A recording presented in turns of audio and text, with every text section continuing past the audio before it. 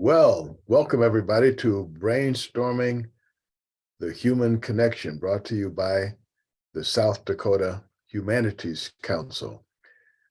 If you were here last week, you know that we announced that April is Poetry Month, and it's still April, so it's still Poetry Month. And we're going to be talking about poetry again, but we're going to be expanding it a little bit past just defining it. We're going to be talking about literature in general. And one of the interesting things about poetry and literature is that it allows us to tell our story. It also allows us to learn about the stories of others. And it is in that spirit that and in those activities that we find the human connection. We can connect with each other by learning others, the stories of others, and also our own stories, being able to articulate our own stories helps us not only to understand others, but to understand ourselves. Because when we have to sort of sit down and sort it out, write about it, make a picture about it, really sort of think, well, is this what I feel, or was that a momentary, fleeting feeling?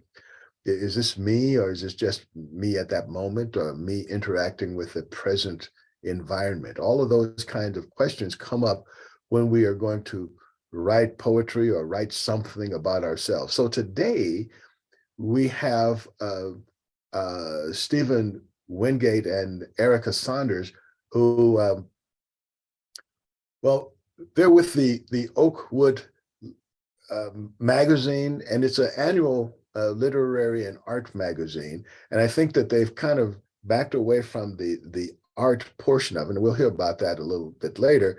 But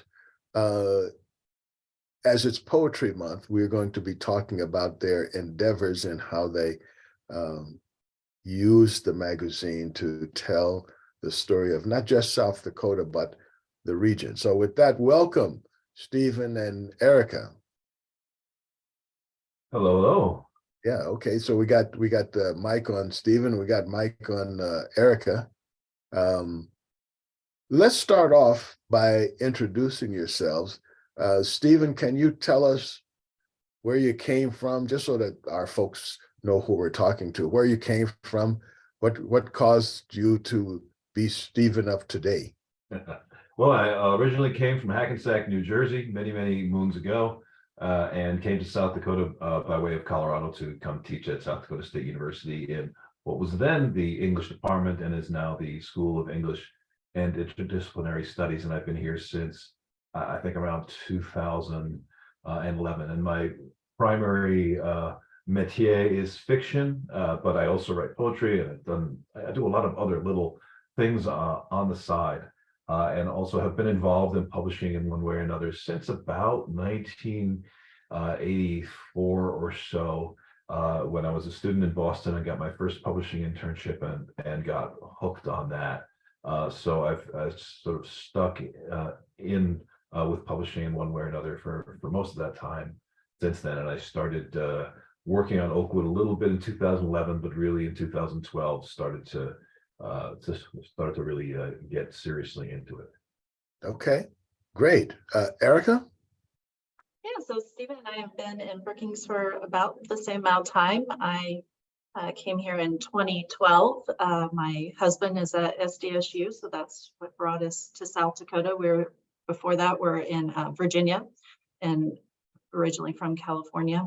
I brought my job with me, so I'm a remote employee for KBR, which is, they have a support contract for the NASA Safety Center. So I'm actually, during the daytime, a quality assurance specialist. But when I came to South Dakota, was really when I just decided as a life choice to be a poet. And ever since then, I mean, my first publication when I came to South Dakota was in Oakwood, and So it's a magazine that I really appreciate existing here and creating that community for writers. And since then, I have, served the poetry community here in South Dakota in a variety of ways. Excellent, excellent. We're going to be talking about the activities of the Oakwood magazine. So I would like one of you, whoever volunteers, to talk a little bit about what that magazine is. What's its kind of mission statement or its mission? Well, I'll take that one because Erika's not on the staff of Oakwood. Actually, she's been published and is one of the authors that I've sought to cultivate a little bit, but she's not on the editorial staff, so that's me, and it's at SDSU. And actually, SDSU founded Oakwood in 1975. The very first issue, and Colby, if you wouldn't mind flashing that very first issue on screen. 1975 is when we first happened, and this is our very inaugural issue. I noticed that Chuck Woodard is in the audience here. Chuck, I don't know if you were around SDU at that moment, but if so, there's the very first issue.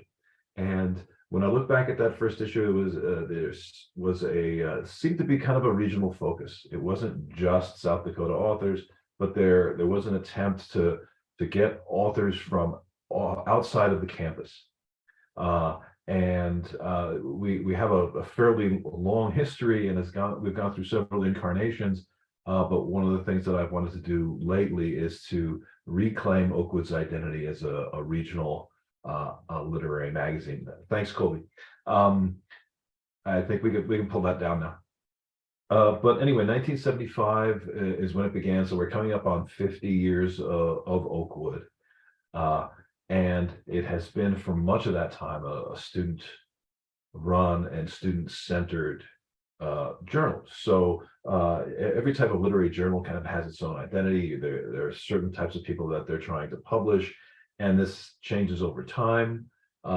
So what I wanted to do once I really sunk my teeth into Oakwood was to revive that identity and move it away from just being a student literary magazine, because that's what it was when I came. So it was just students. I thought, hey, there's probably more value to be had to the magazines to, expand our sense of contributors. So that was sort of a long effort over the course of a few years to move it toward a magazine that's publishing people really at all stages of their careers. So, we have the people who are just starting out, have their first publication. Erika was someone who had her first publication with Oakwood, but now she's got a book. So, we're kind of catching her at multiple places in her career, and that's kind of the big thing that I want to do with Oakwood, and to make sure that we have this sense of regionalism. I'm sure we'll come back around to the idea of regionalism, but basically we want to publish people who are from South Dakota and all the states that adjoin it, or people who have in some way been shaped by South Dakota. I don't think that regionalism has to be, you're born here, you're fifth generation, you're really a Midwesterner. I think that someone who comes in here and even lives here for a few years has something to say about this place. So having a regionally centered magazine that's publishing people at all levels, from student up to people who have won big prizes and been recognized for their work, that's kind of where I want Oakwood to be. Can you point to some particular things that, let's say, prompted you to, let's say, change directions? I'm not saying it's the opposite or anything, but to alter your direction. Well, number one was I didn't think that there was really any kind of magazine out there that actually looked at the Great Plains region and tried to represent it in literature. I'm not familiar with anything like that. I know that the University of Nebraska Press has the Flyover Fiction series, which I have 2 novels in, and they are dedicated to that region And I don't really see anything about the region in terms of literary magazines. So it seemed like this was a good way to get that identity sort of bumped up from, you know, a college literary magazine, because let's face it, college student literary magazines, honestly, they really come and go. And to have something that was going to have a more enduring uh, kind of footprint, a more enduring identity, I wanted to just get away from simply publishing our own students, because there's I don't know how much real value there. I mean, there's some wonderful student work out there, but if all you're publishing is students, then maybe that's not as much as as far as your magazine can go. And when I got here, we were at about the 40-year mark, and it seemed like, you know, most magazines that make it to 40 years, you know, they've got something going on. And I wanted to make sure that Oakwood also had something going on. And so that was kind of the identity that I arrived at. Well, along those same lines of things going on, you have also kind of refocused as far as, let's say, minimizing the art or eliminating really the art content. Can you talk about what brought that decision forth, and Well, also what, and also how has it changed the magazine? Well, Colby, if this sort of goes a little bit to the history, Colby, if you could just sort of hit up the one that's kind of orange, uh, and put that one up there, that photo. It's this is a example from 1990, and it was when it was, you know, full on student, and basically what happened is the English department students would put together the magazine and then just sort of give it over to the School of Art and Design, and they would come up with very different magazines each year.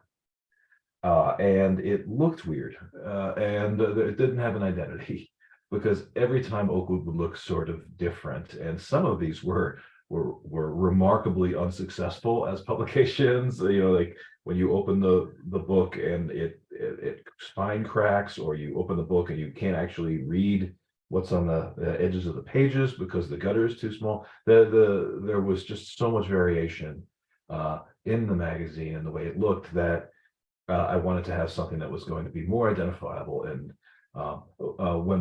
then Colby, if you go move to the next one, the one that has the woman, looks like she's smoking a cigarette on the cover. Yeah, this one was the first of the new format in 2013.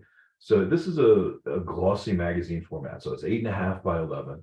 And one of the reasons I did that is because we have an artist community here. We have some really, really good student artists. And rather than handing them a manuscript and saying, hey, make a literary magazine out of this, even though none of them had ever made a literary magazine and they were kind of flying blind, I wanted to find a way to include the artists from SDSU into this without just sort of just saying, hey, here, take this. So we came up with a stable design that lasted for a number of issues and had a lot of art in it. Something happened after the pandemic, when we tried to get that seriously going again. The art submissions just dried up, and I don't know why. But we went from getting tons of submissions from some wonderful young SDSU artists and to getting almost nothing, and it just dried up. So I said, well, we can either have a really expensive 8.5 by 11 glossy magazine style format and not have any art in it, or we could just kind of reinvent again based on how things look. And so Colby, the last one is the most recent issue, which is I also have in my hand a more traditional 5.5 by 8.5 literary magazine style without the art in it, because it did not make sense to preserve the look of the big magazine that featured a lot of art when we didn't have any art.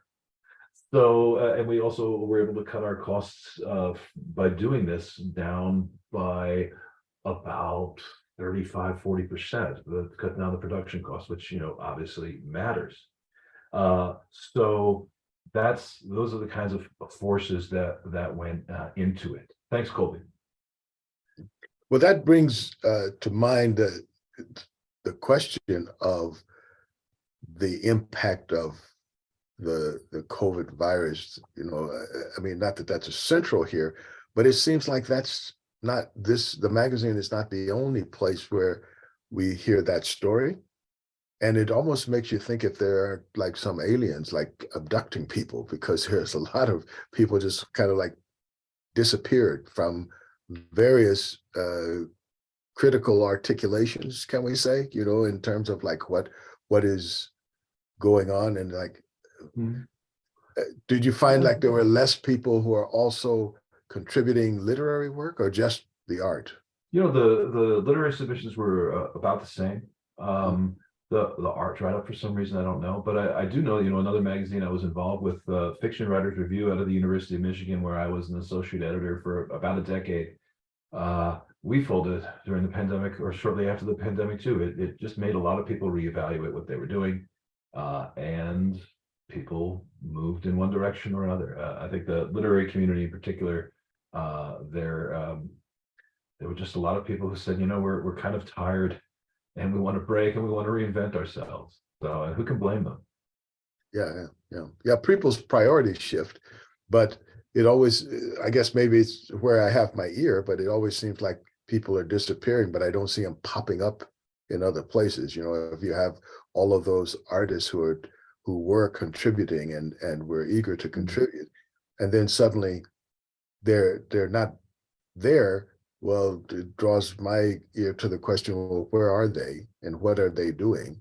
And I'm particularly concerned with when artists move from creating, it's often that they're into a downward spiral, you know, of some kind. So I tend to have some concern about that. And speaking of concerns, this is an interactive program.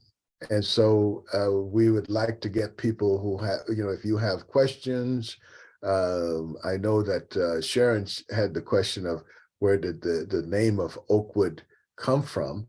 And we can, maybe you guys could address that. But if you have any kind of questions, comments, I know Charles, he's contributed to this effort as well. So and probably Jody too. But anybody who's, you know, if you've had, you know, if you read the magazine, or if you've written for it, or if you have contributed art in the past but didn't, you know, didn't submit anything this time or in the recent past, maybe you could bring that up. So is there anybody who would like, you know, who has anything to contribute at this point? Any of our Can we force Chuck Woodard's hands and ask him to explain the meaning behind the name Oakwood?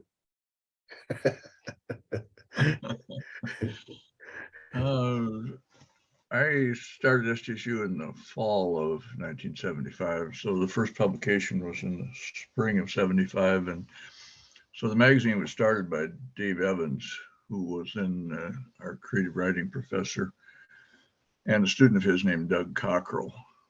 And as you see on the cover of the first issue, the name came from the Lake Oakwood.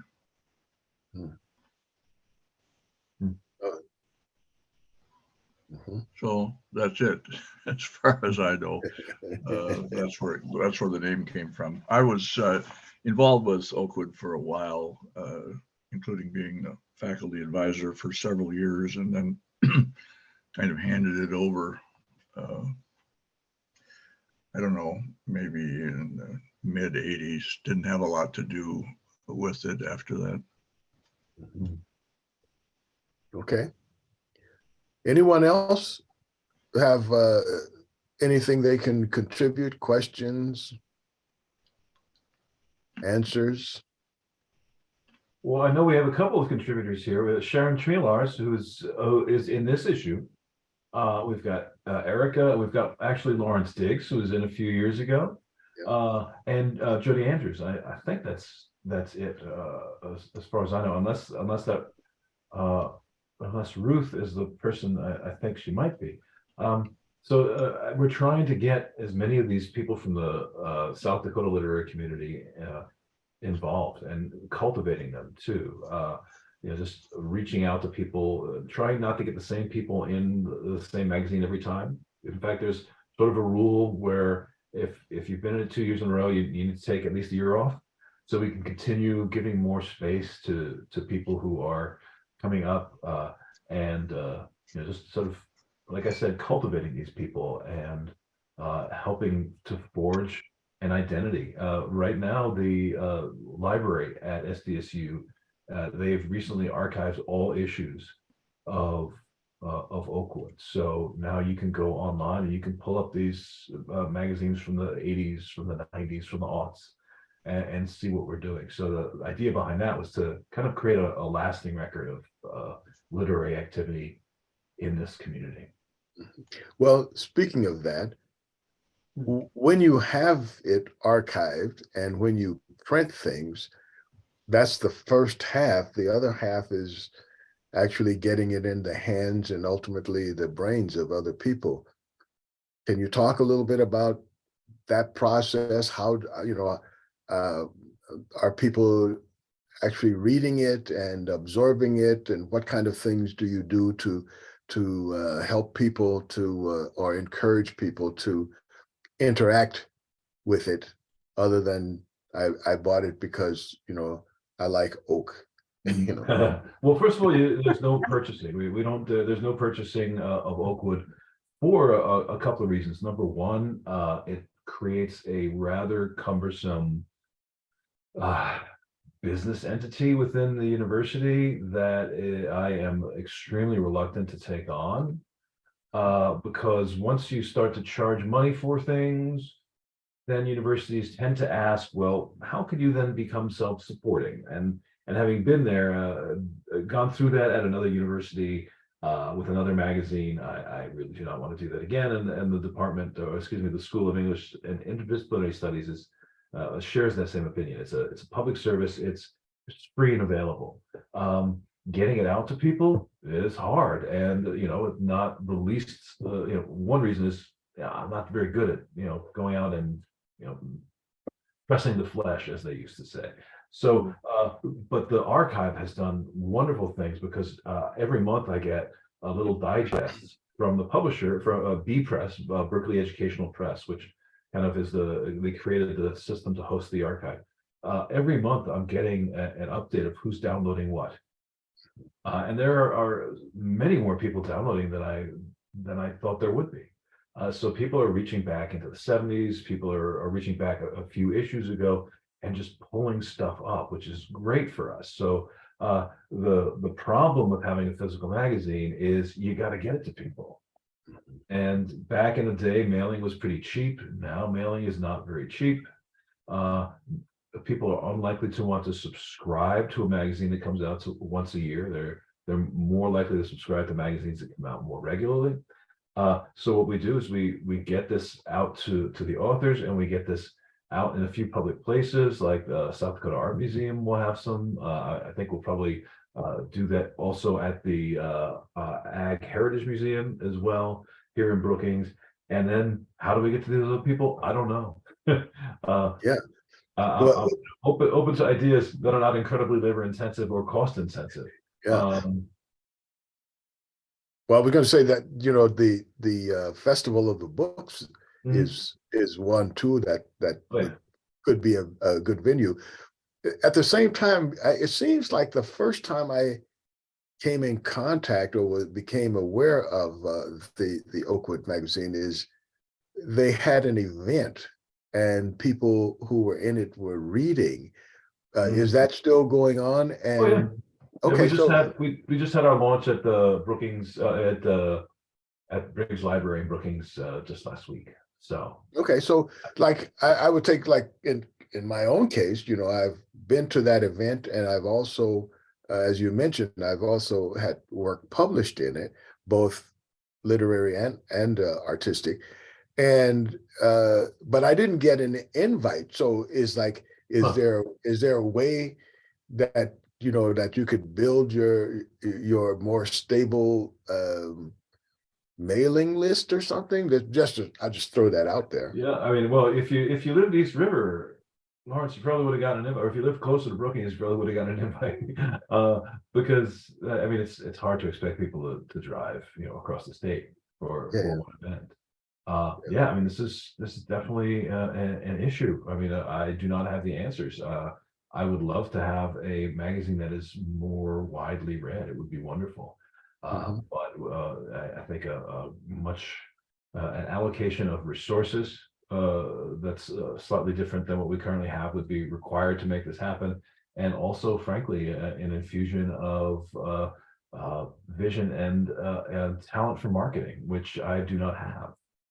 So yeah, I mean, if when the time comes for me to vacate my spot at SDSU, hopefully they'll if they bring in somebody who's a little bit more public relations minded, or likes social media more, I think that would probably help with Oakwood. But in terms of expanding that footprint and that readership right now, we're running up against some limitations of time and frankly of my abilities as a marketing person.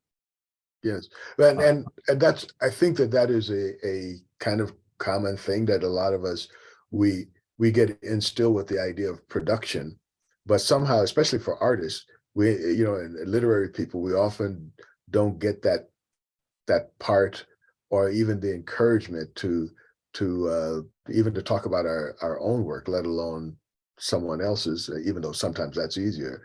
But I'm just wondering if something like, I don't know, marketing department or something like that, could, I know the Poetry Society, we interacted with them one year about, and helping us to develop our look and logo.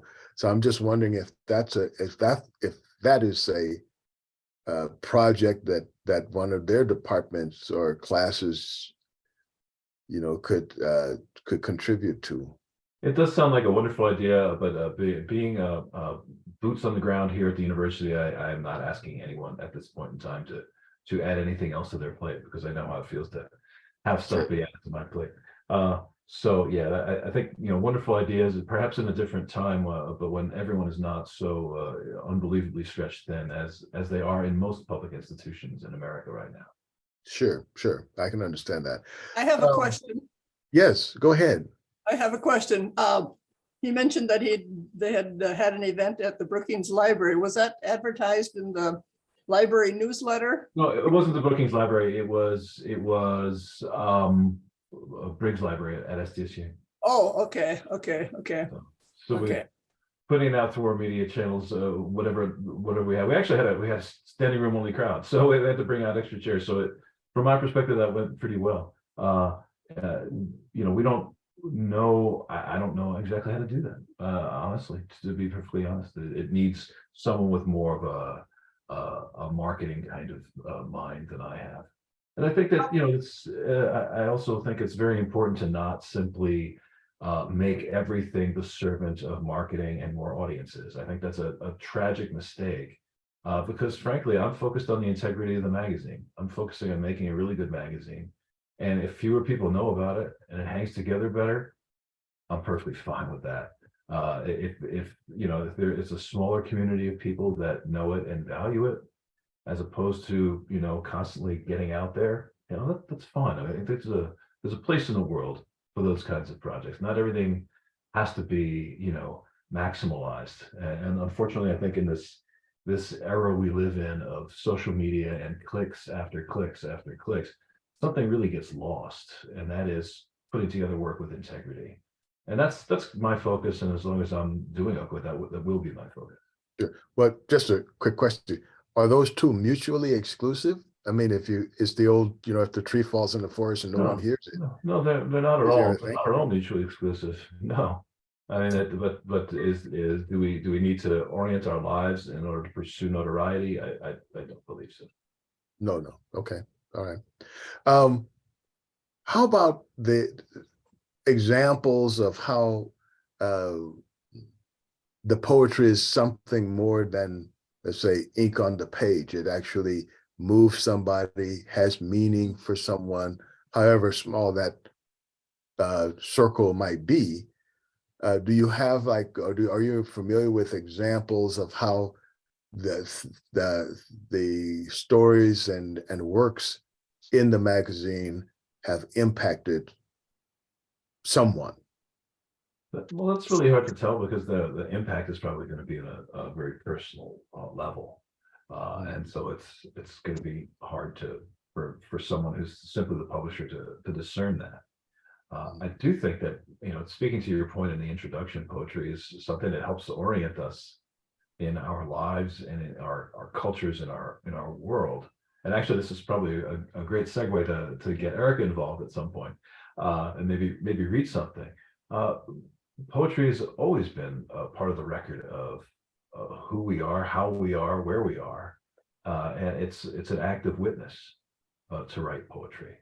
So whenever we can use poetry in order to do that "I am here" thing, it adds to what poetry does over the history of time, and this is what poetry to me is really about. And something that, obviously we want to have a poetry in Oakwood. We have a lot of poetry in Oakwood. I think much more poetry than prose.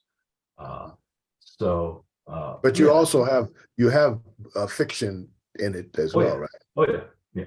Okay. Absolutely. Fiction, and some creative nonfiction as well. It's harder to get creative nonfiction. I think most editors will probably tell you that it is the one that you have to reach out to people most for.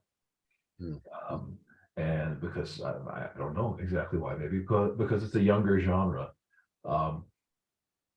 But yeah, we include everything. We've got some interviews. We would publish plays if people submitted them and they were good. Mm-hmm. Okay. Does anyone else have any comments or questions? We'll open it back up to folks if they have anything. Marge? Yeah. Could he promote it through the South Dakota magazine? They have writers and poets and stuff that write in that. They've covered us before, sure. Yeah. They have, you say? Yeah. Okay. Okay. Anyone else? Dana? Oh, I don't even know where my mic is at. You're on now. Oh, am I on? Yes. Oh, I didn't even know my mic was on.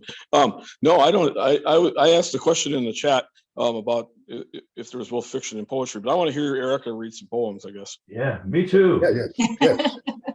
Well, Okay. I do want to speak for a moment to Lawrence's question about the sense of the personal that comes from the being an audience to or participant of.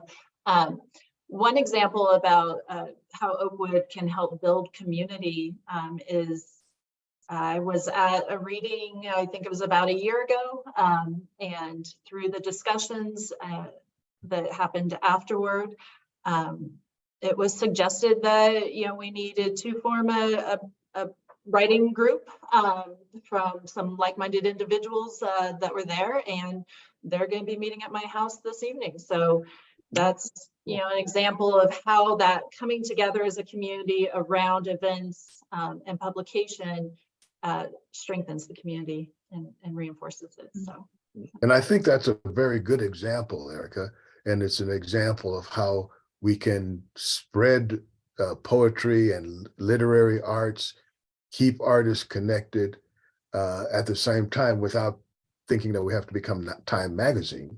But it's also a way that we can get more people to appreciate it. But even like in someone's living room, just inviting people over for tea and crumpets and exchanging poetry. It seems like that is something that shouldn't be just left to Stephen and put on his shoulders, but all of us can contribute that, because as he mentioned, everybody has their thing that they can do better than other things that they do. And so all of us can contribute to that. So what would you like to read, Erika? Well, I don't know. I had one picked out. Stephen asked something that I had published in Oakwood, so I can read one of those here in a minute. But when he mentioned just kind of standing witness, I thought it made me think of a poem called Root Vegetables. So I thought I'd read that one for you. Root vegetables. Farmers market stroll. We order dripping Sumatras and harvest baguettes from Sam the bread man. I look for tomatoes to slice thick with their lycopene to press between lettuce and cheddar and school sacks. Your eyes search for fresh memories of youth and home in your mother's garden. I gravitate to the table laid long and loaded like Leonardo would set, and unrushed select tomatoes, peppers, onions, and dusty new potatoes. Oh, and the beets, I say. Let's get those. It takes a day to decide how best to serve the beets. With pork ribs, we agree, and roasted. I peeled the beets last after chopping the cherry potatoes, onions, and peppers, aware of the hand-staining toll. I peel back layers, earth and skin, peeling away purpling bruised promises and warmy divots. Once chopped, quartered, and mashed into the pan, they rest like oiled nudes lounging. Each piece marbled and unique in the run of the grain, ringed and ribbed like faults seismic in their understanding. The root tops stare lopsided from the cutting board.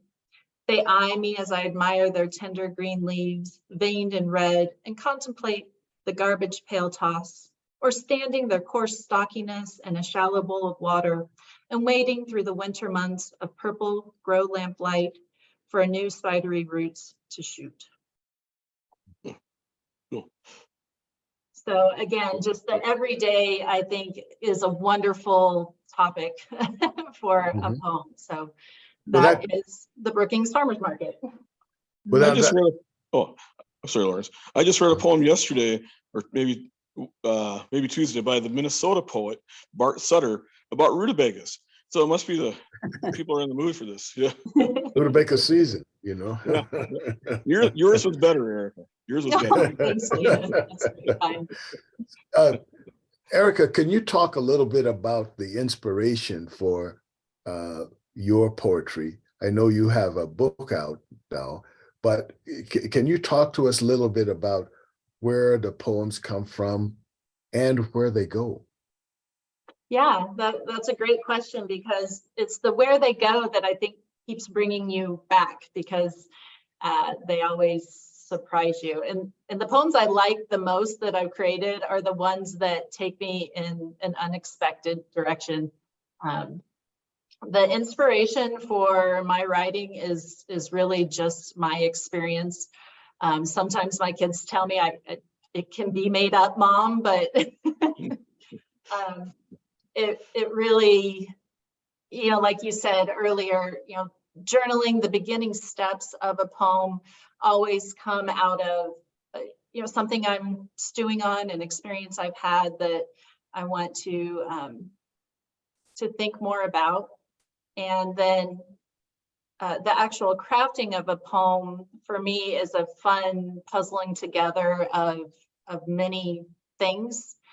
So I like to kind of gather little tidbits of information, articles, research, and then see how I can interrogate a certain topic or idea or experience in a way that adds, draws out the meaning, of course, and always thinking about the broader audience and how they interact with it, and it can become personal to them as well.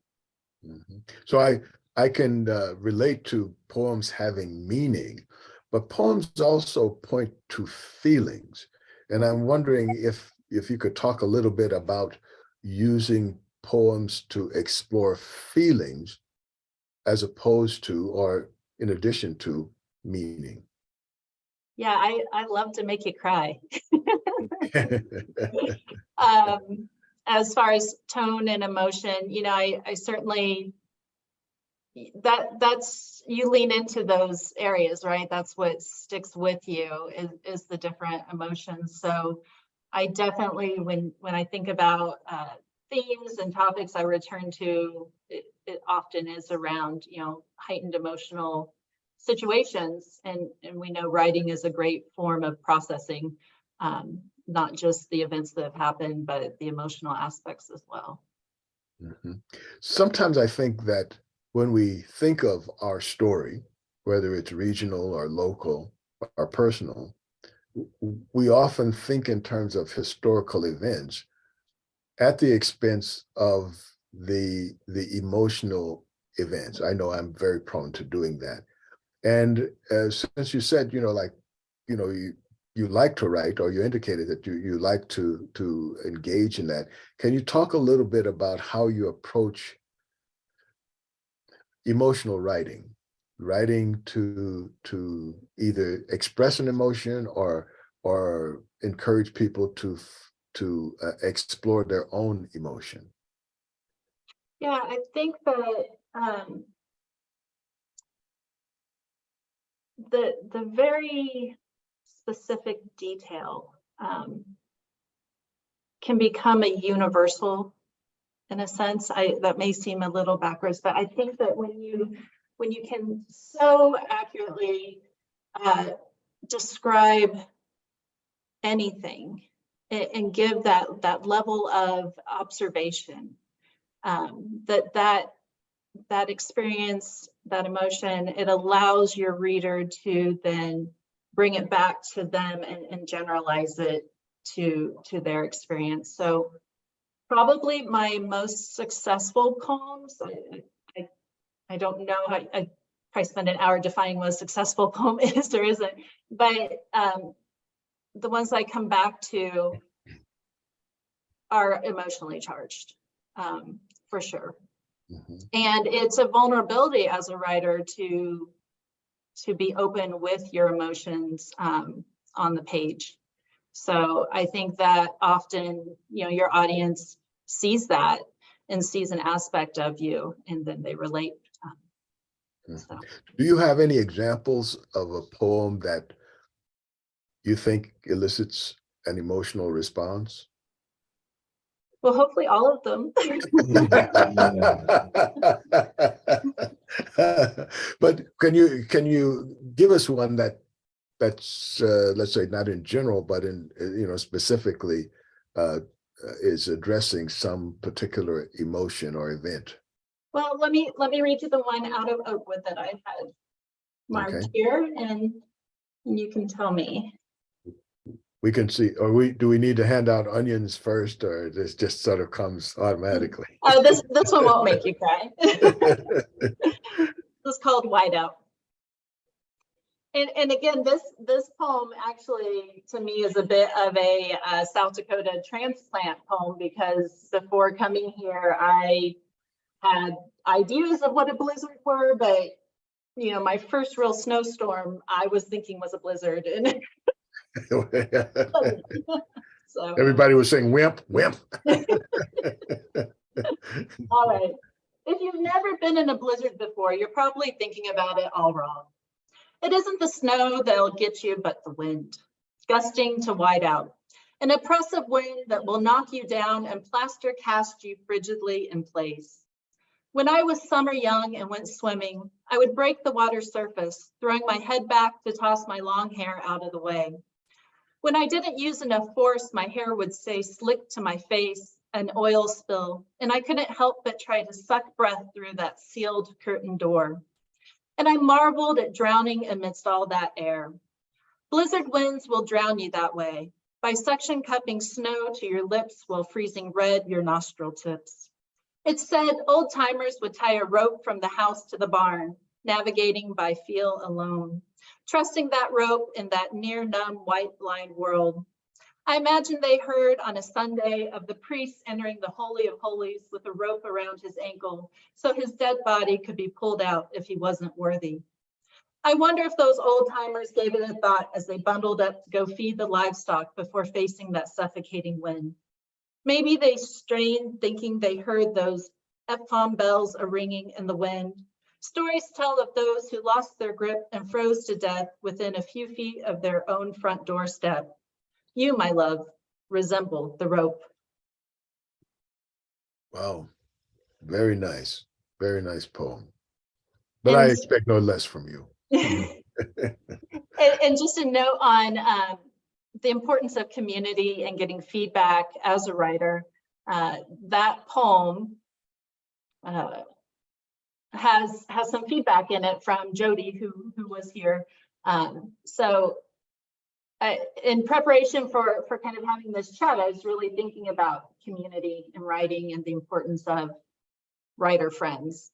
And it really, the conclusion I came to thinking about all of my experiences I've had over the past handful of years as a writer in South Dakota is that South Dakota has made me a South Dakota writer, and primarily through the other writers that I've experienced. The readings, the workshops, the chats in coffee shops, all of that really is, for me, just the most valuable aspect of being a South Dakota writer.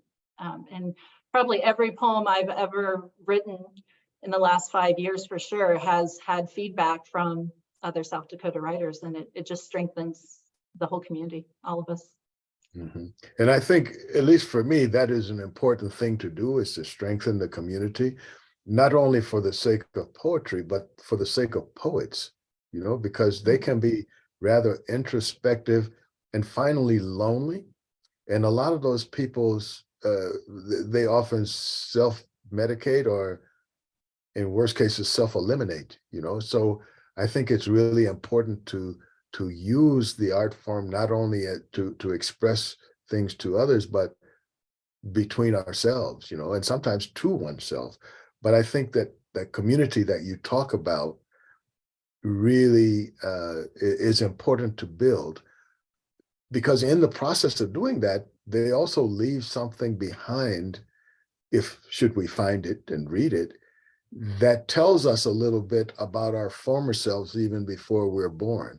In other words, when we leave something, the people who are not even born now, if they should read it, they can see a little bit of themselves from our story. So that seems like an important contribution that poets can make, and not just poets, writers in general. So I'd like to come back to some of the other literary forms that we find in Oakwood. Stephen, can either one of you, can you speak to that? What are some of the other forms, and what can we expect from those? Well, fiction is the biggest one after poetry. And then creative nonfiction, as I mentioned earlier, which is sort of more writing about the self, but not just like a memoir or autobiography. Creative nonfiction really uses literature to encounter ourselves and our world, and is often a very interesting genre because it takes elements of many other genres. So some very poetic language happens in creative nonfiction, and also you see a lot of dialogue like you might see in fiction. But as I mentioned, we're open to anything. I would love to see someone's graphic fiction or graphic nonfiction, because it is important to make sure that you're doing whatever art that you want to make. And I think that art as an overall thing is healthier if people who make it feel like they have freedom and don't feel like they have to box themselves into any types of expectations. So I would love to see more submissions that are a little bit different. We have one piece. Storm Ainsley has a piece in this issue, which is very much all over the place. A little bit of poetry, a little bit of prose. It's really undefinable in terms of its genre, and I think those kinds of pieces. That's a medium that I work in a lot, and also it's allows us some of that most direct kind of connection with our own emotions and the world around us, because we're not trying to worry about fitting it into a pre-existing form. So a lot of times people write stories and they're like, okay, I have to have a certain structure, the inverted check mark thing, which many of you probably remember from school. And that can be a real constraint. I think that art becomes more interesting when we are not trying to make something that's going to be recognizable by other people as a certain type of art. So I'm a big advocate of artistic freedom. Can you give us an example? Is there some short example you can give us to illustrate what you're saying? Boy, this story is way too long to read, but Okay. I can show it to you. I know that when we talked a little while ago, it was you mentioned that maybe it's not so great to show the magazine on screen because it might be hard to kind of keep it still. But I'm looking for this one piece, and of course, because I'm looking, I am not finding it. There it is. But an example of a piece that's got a little bit of prose, a little bit of poetry. It's just a different kind of piece. The person just wrote what it was that they wanted to write and let themselves worry about form later, rather than trying to say, hey, what is form? What form am I going to use? There's certainly a place for that in any kind of art. But there's also, I think, a great place for experiments. Another piece that we have in here, this was one of our student our student winners. There's a new prize, the Anita Sarkees Bar Prize for student writers, and we're giving out to students. This one student has essentially a police report as part of what it is that they're doing, and this is fun as an editor. This is fun to do, to see what people are coming up with. Yes. Just pulling rabbits out of a hat, and if it works, awesome. So I think there's a place for both very traditional type of art and very non-traditional types of art. They all belong in the party. I'm always remembered that whatever is traditional now at one time was radical, Yeah. So Well, including the book itself. Yes. This back in the day, around 0 BC, 0 AD, the Romans thought that this new thing that was called the Codex, which was printing on two sides of the paper and folding it over, they thought it was never going to survive. And real writers, they wrote on scrolls. Mhm. It was kind of like the internet. When the internet came along, all these people are like, no, real writers publishing books. And that kind of thing happens. I don't think that we can't avoid that. The old guard is always going to old guard, and it always has. Well, But even writing, when writing first came out, people were just saying, "Oh, this is going to ruin the memories of people because now they have stuff written down, and they will ruin their memories." and that happened with photography too, Lawrence. Oh yes, absolutely. And photography was supposed to ruin painting, right? But it didn't. Television was movies were supposed to ruin theater, but it didn't. It just set things free. So I think there's always this strain of people who are like, no, we cannot change what we do. We must do it the old way. There's always something new that comes along, and the human artistic impulse is kind of undefeated. And there's also a time too. I noticed that there something that is completely without whose merit is not experienced or seen in one era can suddenly become the thing in another area and then die out and nobody's ever heard of it. I was particularly impressed with that when I was in radio, and we would have people who would be #1 hits, and you could go 6 months to a year afterwards and ask somebody on the street, and most people would say, "Who was that?" It was like it was gone. So things, they come and go. New ideas come and go. Anyone else have any questions before we start to get into our final phase here? Any questions? Any comments? Hearing none, I will continue. What do either of you think that poets have to say about our experience in this region? What kinds of things do we, I mean, we kind of nibbled around the edges of this particular question, but can we come more to the center? What kind of things have you seen people say about our experience, or their experience and them being here, our experience?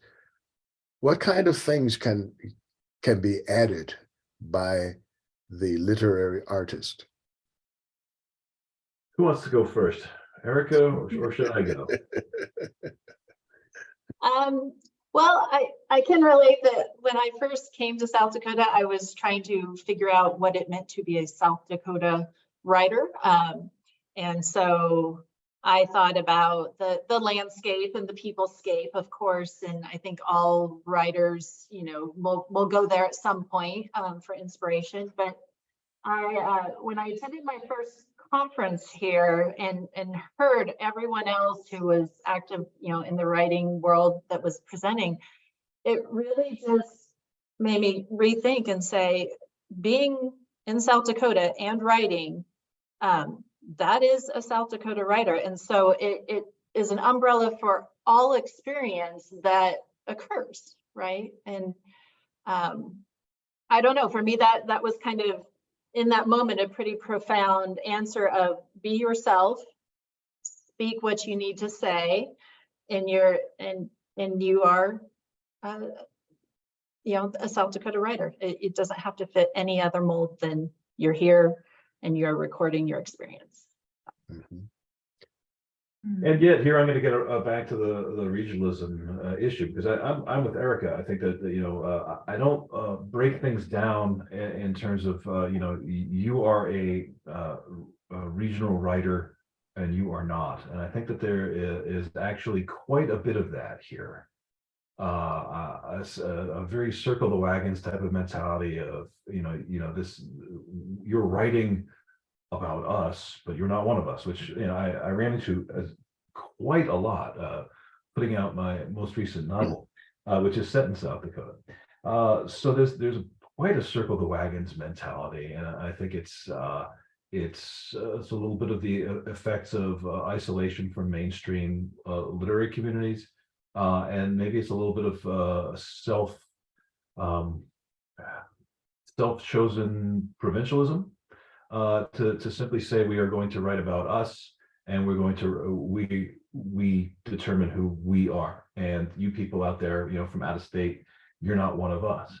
So my whole rationale behind Oakwood is to just kind of break that down and not talk about we are publishing Midwestern writers or South Dakota writers. We're publishing people who are encountering South Dakota in literature, and those people do not necessarily need to be card-carrying South Dakota residents in order to be published.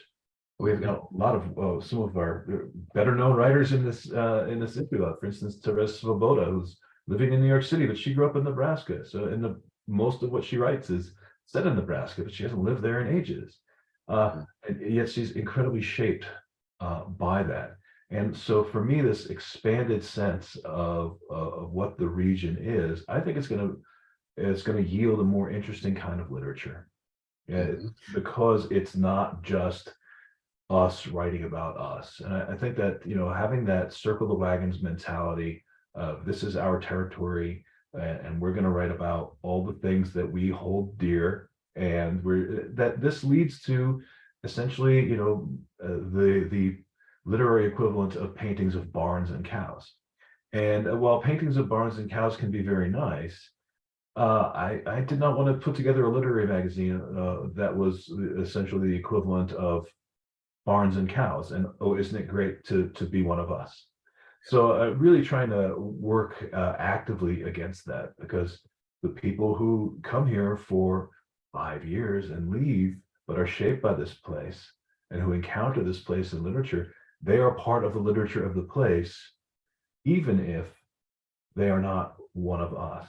So Oakwood is all about, and if you look at the 2022 issue, that I've got a whole kind of diatribe about that, or manifesto, I guess I should say. It's not a diatribe, but it's kind of a manifesto about my vision of regionalism, and how expanding it actually helps us to understand the place, because if you only have that us group, then that's kind of limiting. Yes. Well, we've come pretty much to the end of our period of time here. I'll encourage you all to go in the chat, click on that little button and where the three dots are, so that you can download the links to the Oakwood magazine. And also, let's see if we can get you all, any newcomers here, to get on our list, to make sure that we have you in our mail list, so we can let you know when and what our next adventure will be. This has been great. I want to thank Erika and Steve. Thank you, Lawrence. For joining us and sharing information about the magazine and poetry. And special thanks for Erika giving us some of her wonderful poems. I always enjoy her. She's one of the soul sisters, she's got all kinds of things going on. Okay, well, we all see you next week, same time, same station. Party on. Bye. Thank you. Bye.